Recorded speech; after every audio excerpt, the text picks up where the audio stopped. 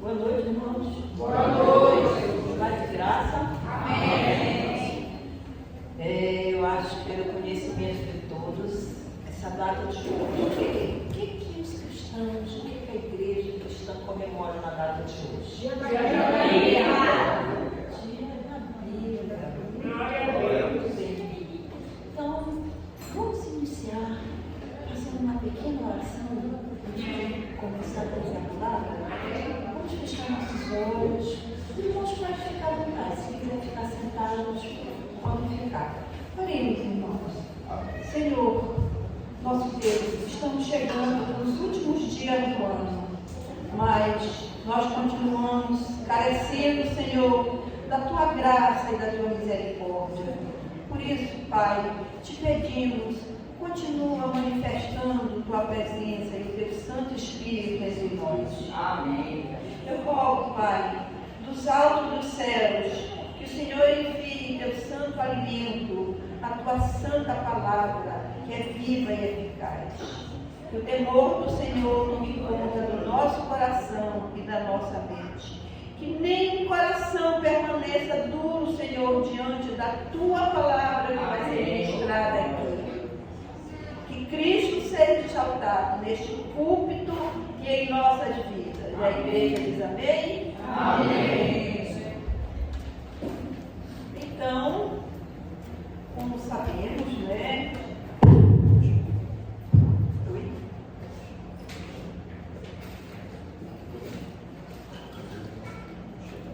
Tá ok.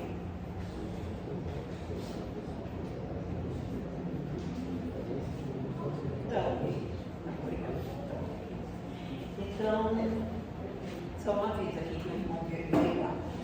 Então, como falamos, né, hoje comemoramos o Dia da Bíblia. Mas nós precisamos fazer algumas indagações. Como foi que surgiu essa comemoração, essa celebração de comemorar o Dia da Bíblia? Quais são as implicações que a comemoração do Dia da Bíblia trouxe para a nossa vida, não só para a vida individual de cada pessoa, mas para o aspecto geral do mundo? Então, a data da comemoração do Dia da Bíblia, ela vai muito de acordo, não só com o país, mas também de acordo com a tradição religiosa. Aqui no Brasil e em alguns outros países, nós sabemos que se comemora o Dia da Bíblia no segundo domingo de dezembro, né? Por que o Dia da Bíblia foi criado? Ela foi criada com o intuito de celebrar o quê? De celebrar e promover a leitura e o estudo da Bíblia desde o século XIX. Através de quem? Através de sociedades bíblicas e através também de movimentos cristãos.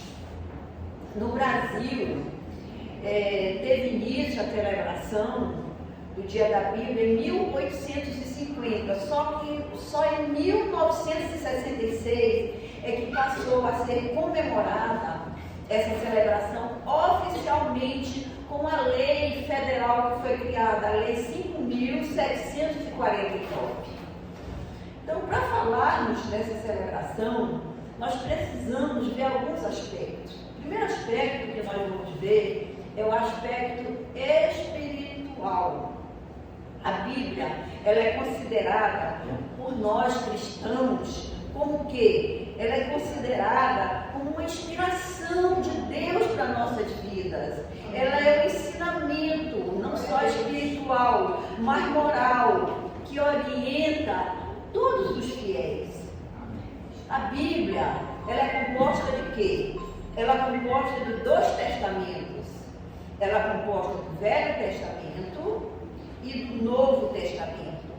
A Bíblia, ela oferece o quê? Ela oferece uma visão completa do plano divino de Deus, desde a sua criação até a promessa de salvação e a redenção através de Cristo. Amém. Falar de Bíblia é falar de Cristo. Amém. Né? Alguns aspectos também culturais. a Bíblia tem grande influência sobre outros aspectos da vida, como, por exemplo, na cultura, nas leis, nas normas e nos valores sociais.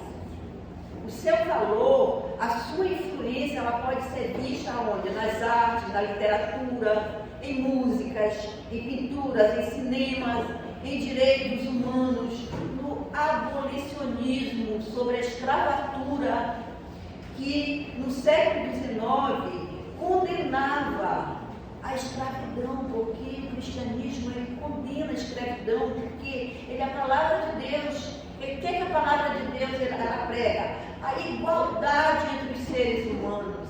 Então, não poderia ser conivente com a escravidão. Então, ela influenciou o abolicionismo. A Bíblia também, ela contribui o quê? Ela contribui por movimentos sociais e políticos, como na luta pelo direito das mulheres e das pessoas menos favorecidas. Então, o Dia da Bíblia, nós podemos concluir que ele é dedicado a comemorar as Sagradas Escrituras. E é um momento de quê? É um momento de reflexão sobre a importância espiritual, histórica e cultural deste livro da Bíblia. A Bíblia, ela é o livro mais vendido do mundo. Ela foi traduzida em mais de 3.000 idiomas. Então, por aí nós vemos a influência que a Bíblia tem sobre o mundo, sobre as pessoas.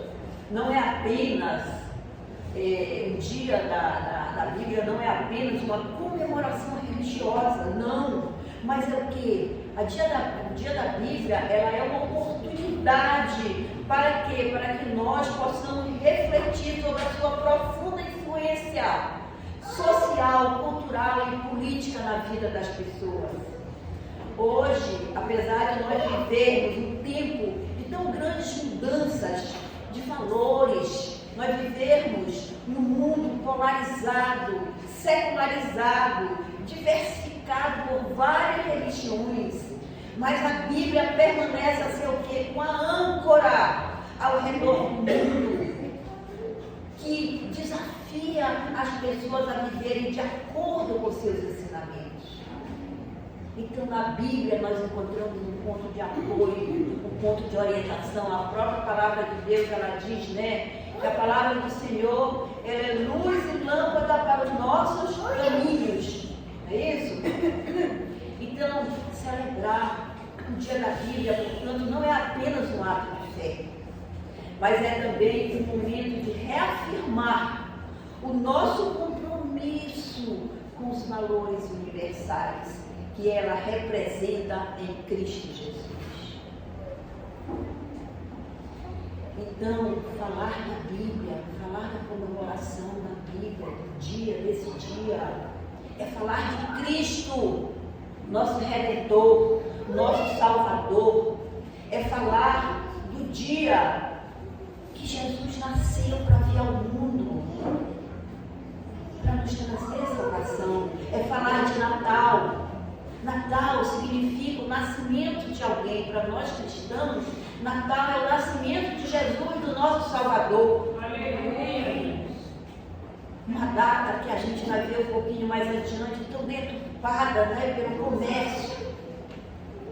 Mas o Natal é uma data que é um feriado mundial, é uma data especial, ela é uma data de reencontros, Onde familiares, onde amigos se reúnem, onde há a explosão comercial, onde não ocorre em nenhuma outra data do ano. É uma data de viagens, de troca de presentes, de ceias, de muitas festas, bebidas, comidas, confraternizações, até de promessas de renovo e de perdão, aonde nós dizemos não. Vou fazer uma reflexão, o que foi que eu fiz esse ano? Como foi a minha vida? Então, este próximo ano eu quero ser diferente, eu quero fazer diferente.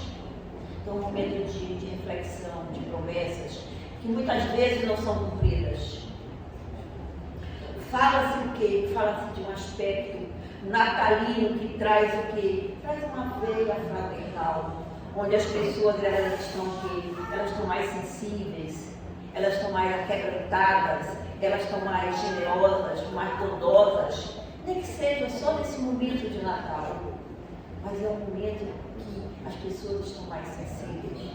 É uma época de reflexão de algum arrependimento, de alguma coisa errada que foi feita, ou por alguma omissão, por aquilo que não foi feito.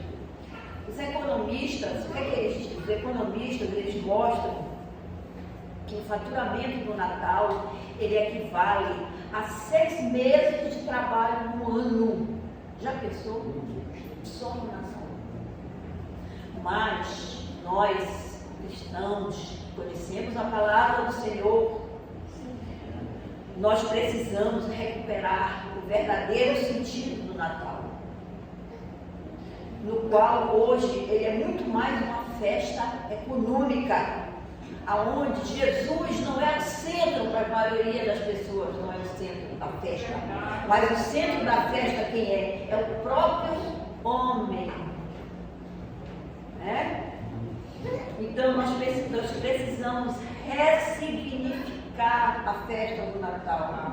E lembrar que essa festa é para se comemorar o nascimento de Jesus, o nosso Salvador, o Filho de Deus, que veio para nos trazer a redenção. É uma festa atualmente extremamente capitalista, mas que precisa ver que o Natal deve ser visto como o quê? Com um novo significado, um significado de uma festa voltada não para coisas materiais, mas voltada para a vida do nascimento de Jesus. Natal é a comemoração do nascimento eterno de Jesus. Mas precisamos lembrar que na eternidade o Natal já existia.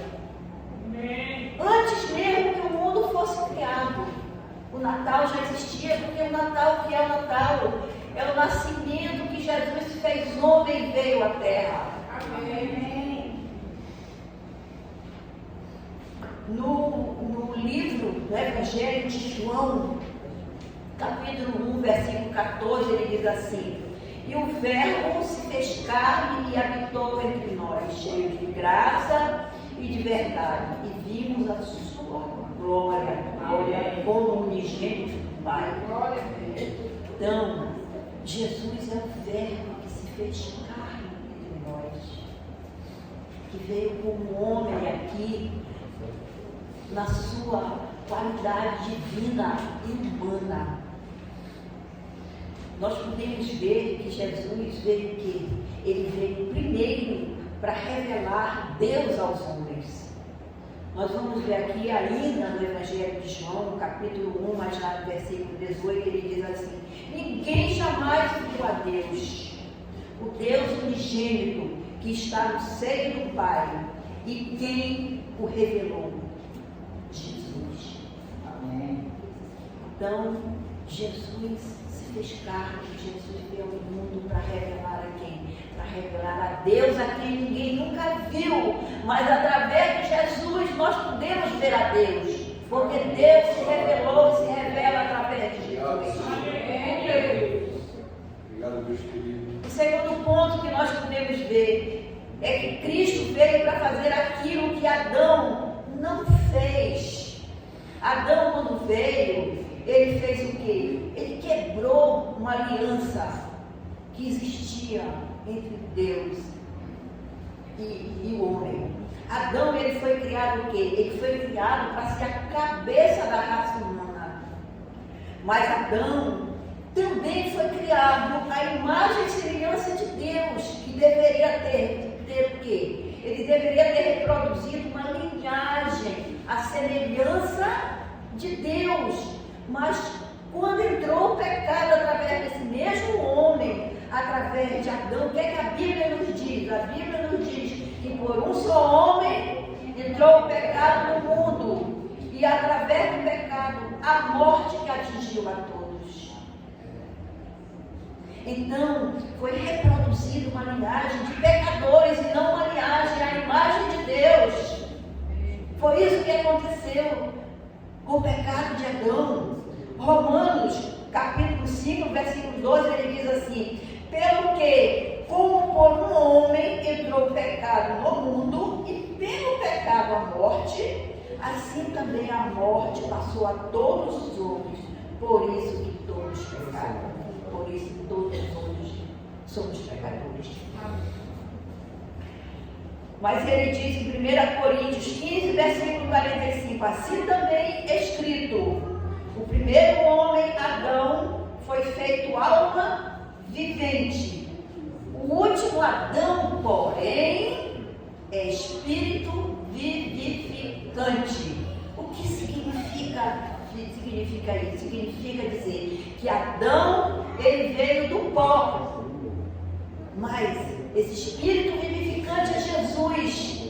E Jesus, ele veio de onde? Ele veio do Espírito, para dar a vida eterna a todos aqueles que o aceitam como seu Salvador. Amém. Aleluia. De Jesus não havia mais necessidade de nenhum outro. Por quê? Porque ele veio para transformar as pessoas à semelhança de Deus.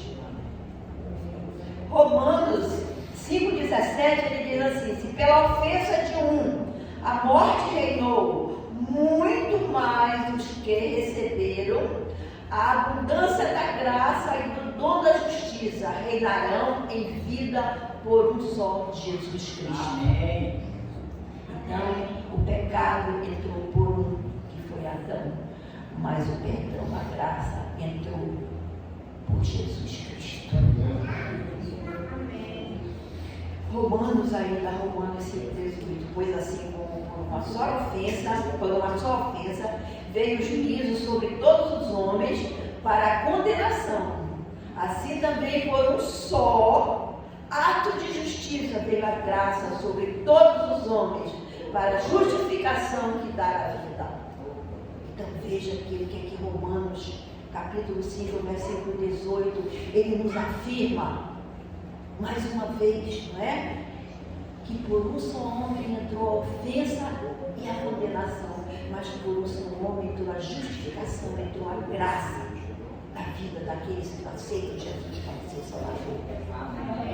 Jesus nasceu se fazendo que carne, se fazendo humano. Para quê? Para nos salvar das consequências dos nossos pecados, da morte eterna, da separação definitiva de nós com Deus, e para nos dar a vida eterna. Porque com o pecado veio a separação entre nós e Deus. Então não poderíamos chegar até Deus, não poderíamos ter perdão de Deus, não poderíamos ter a vida eterna se não fosse Jesus. Então Jesus ele veio para nos dar a vida eterna, a graça, a justificação. Jesus ele veio para nos ajudar o quê? Para nos ajudar contra as ciladas do inimigo. Jesus veio para quê? Para ser o mediador entre nós e Deus. Glória a Deus. Porque a palavra da Bíblia ela diz que não existe outro mediador entre nós e Deus. Ele diz: eu sou o caminho, a verdade e a vida. Ninguém chega ao Pai senão através de mim. Então só através de Deus que fez essa aliança para nos salvar. Então Jesus veio para nos dar o quê? Para nos dar vida em resgate da própria vida dele. Jesus deu a própria vida dele em resgate da nossa. Que muitas vezes com a nossa atitude, com o nosso comportamento, irmão, não merecemos. Verdade, fala. Somos ingratos. Muitas vezes não nos interessamos pelas coisas de Deus. É mais fácil nós nos interessarmos pelas coisas do mundo do que pelas coisas de Deus. Jesus veio para fazer o quê? Para nos fazer herdeiros da graça de Deus. Estávamos condenados à ira de Deus.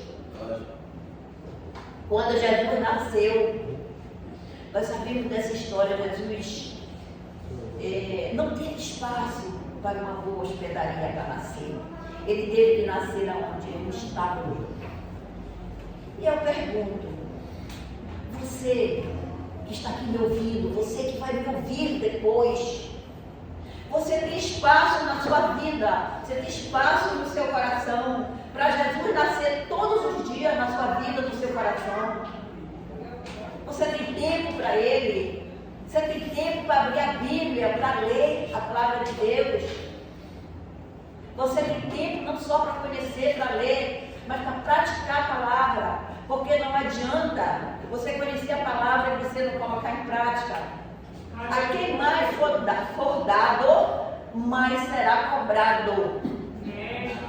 Então você que conhece a palavra de Deus, lhe será cobrado mais do que aquele que não sabe, que não conhece. Glória a Deus. Jesus, ele veio o quê? Ele quer fazer morada no seu coração. Mas você tem espaço na sua casa, na sua vida? Ou você é cheio de compromissos? Você é cheio de afazeres? Você tem tempo para Ele, para ler a palavra dEle, para glorificá-lo com suas atitudes, com seu comportamento? Entristecemos a Deus, pecamos quando não glorificamos através de nossas atitudes. Quando Jesus nasceu, ele foi rejeitado pelo rei Herodes. O que o rei Herodes achava? O rei Herodes achava que Jesus, ele sabia, ele era conhecedor da lei. Então Herodes achava que Jesus ia substituí-lo, ia substituir Herodes. Então Herodes queria matar Jesus. Quantas vezes nós matamos Jesus com as nossas atitudes? Assim como Herodes fez. Não é verdade? Pense nisso, reflita sobre isso. Esse é um momento de reflexão. Lembre-se que você rejeita Jesus quando você não se interessa em ler a Bíblia, quando você não obedece a palavra dele, quando você procura fazer a sua vontade e não a vontade de Deus, de Jesus, que está expressa na Bíblia. Desde quando Jesus nasceu até hoje, nós podemos ver essa falta de interesse pelas pessoas, falta de interesse pelas coisas do reino de Deus e o maior interesse pelas coisas do mundo, pelas coisas do mundo, pelas coisas da eternidade que Jesus oferece. Há pessoas que não aceitam Jesus achando que vão perder a sua liberdade. Mas eu quero te dizer que Jesus não veio para tirar a sua liberdade. Jesus não veio para dividir, para subtrair. Jesus veio para acrescentar. Amém. Jesus veio para trazer salvação, perdão de nossos pecados, libertação. Foi para isso que Jesus veio. A pessoa precisa ter muito cuidado para não procurar, quando você lê a palavra de Deus, você deve procurar não moldar a palavra de Deus conforme o quê? Conforme os seus interesses, conforme a sua vontade, diante da sua visão daquilo que você quer para si. Não tente adaptar a palavra de Deus à sua vontade. A vontade de Deus é soberana e não muda. Amém. Você é que tem que ser servo. O Senhor é Ele. Então é nós que temos que servi-lo com retidão. Então eu pergunto, você precisa perguntar a Deus, pergunte a Deus o que o Senhor quer de você. Deus não quer que você tente moldar a palavra dele, a sua vontade, ao seu querer. Aleluia. O querer é do Senhor, é Ele que é Senhor. Você tem que ser servo. Amém. No nascimento de Jesus, nós podemos destacar 3 situações. A reação, primeiro, a reação de Herodes, que com medo que Jesus tomasse o seu trono, e se tornasse o rei dos judeus, porque ele sabia que Jesus era o rei dos judeus, tentou matá-lo.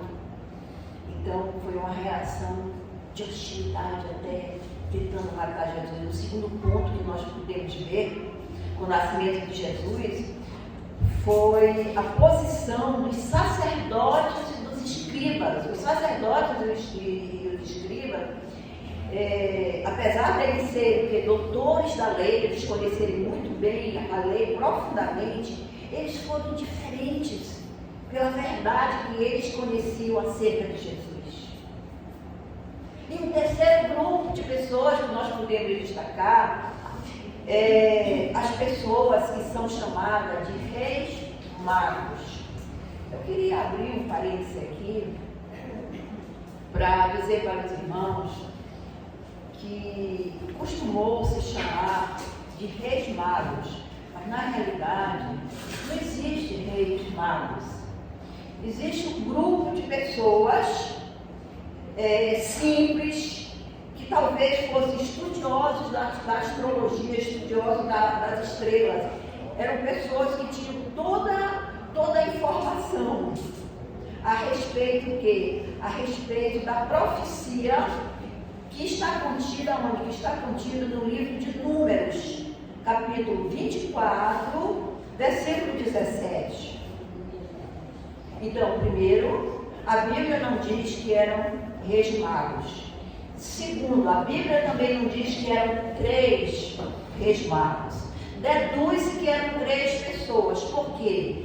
Porque essas pessoas, quando chegaram até Jesus, foi oferecido 3 presentes para Jesus, que eram os presentes mais caros da época: ouro, mirra e incenso. Então, por isso se deduz que eram 3 pessoas. Então, aqui, esses homens que se costumou chamar de reis magos, tudo que eles tinham de informação era uma revelação que está lá no livro de Números, capítulo 24, versículo 17, que se refere a uma profecia de Balaão. Qual era essa profecia? Ela diz assim: a estrela procederá de Jacó. E mesmo com essa pouca informação, eles saíram do Oriente, esses homens saíram do Oriente, até Belém, da Judéia, para encontrar Jesus. Eu vou dar um pouquinho de explicação sobre Números 24, 17. Ele diz assim: eu vejo, mas não no presente. É isso que o versículo diz. Eu contemplo, mas não de perto. Uma estrela procederá de Jacó, de Israel subirá no cetro. Ele esmagará as têmporas de Moabe e destruirá todos os filhos de Sete. Vamos ver um pouquinho o que é que esse versículo nos diz. Então, em primeiro lugar, quando ele diz assim: eu vejo, mas não no presente. Eu o contemplo, mas não de perto. Então, Balaão está falando o quê? Ele está falando de um exemplo, ele está falando de um evento futuro e distante. É uma profecia sobre Jesus. Isso se refere o quê? Se refere à vida de Cristo, de um grande líder, de um rei de Israel. Uma profecia messiânica que se refere a Jesus, que aponta para Cristo. Amém. O segundo ponto que nós podemos ver, quando ele diz assim nesse versículo: uma estrela procederá de Jacó. A estrela simboliza o quê? A estrela, ela simboliza realeza e liderança, que aqui representa Jesus. Jesus é um ser não só real, mas que, vamos dizer, ele representa a riqueza, o que tem de mais puro, o que tem de mais caro, o que tem de mais sublime. e liderança. Ele veio para liderar. Então, na cultura antiga, a estrela ela simbolizava o quê? Ela simbolizava governantes e figuras importantes. Mas para os cristãos, a estrela é interpretada como o quê? Como um prenúncio da estrela de Belém, que é Jesus, que guiou, essa estrela guiou os magos até aonde Jesus nasceu. No terceiro ponto que a gente vê aqui, ainda nesse versículo de Balaão 24:17, ele diz assim: de Israel subirá o cetro. O cetro, ele simboliza o quê? Uma autoridade real, realeza. Essa profecia, ela aponta para o quê? Ela aponta para o estabelecimento de um rei. Mas não é qualquer rei, é um rei poderoso em Israel, Cristo Jesus, o rei da eternidade. O cetro também se refere à bênção de Jacó a Judá, que está lá em Gênesis, capítulo 49, versículo 10, onde ele profetiza que o cetro não se apagará de Judá. O quarto ponto que nós podemos ver, quando ele diz aqui: ele esmagará as têmporas de Moabe e destruirá todos os filhos de Sete. Então, a destruição de Moabe refere-se o quê? Refere-se à vitória sobre os inimigos de Israel. Porque Moabe levou as pessoas de Israel a praticarem o pecado. No entanto, o cumprimento final está onde? Está em Cristo, que triunfará sobre todos os inimigos no juízo final. Amém. No juízo final, Jesus triunfará sobre todos. Jesus, então, ele é a estrela que surge de Jacó. É o rei dos reis que traz a luz aos gentios e estabelece o reino eterno. Jesus, ele é o quê? Ele é o cetro de autoridade divina que derrota Satanás. Ele é o quê? Ele é a soberania de Deus na história da nossa vida, na história da humanidade. Ele é o quê? Ele é a nossa esperança futura. Então, assim como Balaão viu algo distante, futuro, os cristãos de hoje, eles aguardam o quê? O que é que nós aguardamos? O cumprimento final da vitória de Cristo quando ele voltar na glória. Amém? Amém? Então, vimos a profecia que esses três homens, que são chamados de reis magos, né, eles viram, e dessa pouca informação que eles tiveram, eles chegaram até aonde Jesus tinha nascido. Então, eu quero dizer assim, que você possa reconhecer o verdadeiro sentido do Natal. Amém. Que você reverencie o grande sacerdote, que Jesus, que você reverencie o grande mediador de uma eterna aliança de Deus conosco. Amém. Porque só Ele salva. Amém. Só Ele nos reconcilia com Deus. Só Ele é a porta. Só Ele é a vida. Só Ele é o pão. Só Ele é a água. Natal deve ser um período de reflexão, meus irmãos, de renovação da nossa fé. E também de oportunidade de levarmos a palavra do Senhor a todos aqueles que vivem nas trevas, a todos aqueles que não conhecem a palavra do Senhor. Deve ser um momento de reconhecimento de Deus revelado através de Jesus.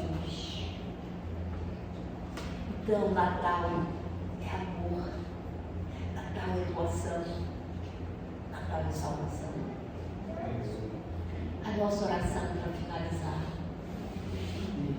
é que possamos reconhecer Jesus como Rei dos Reis, que nós possamos reconhecer Jesus como grande profeta e sacerdote, o nosso único e suficiente Salvador.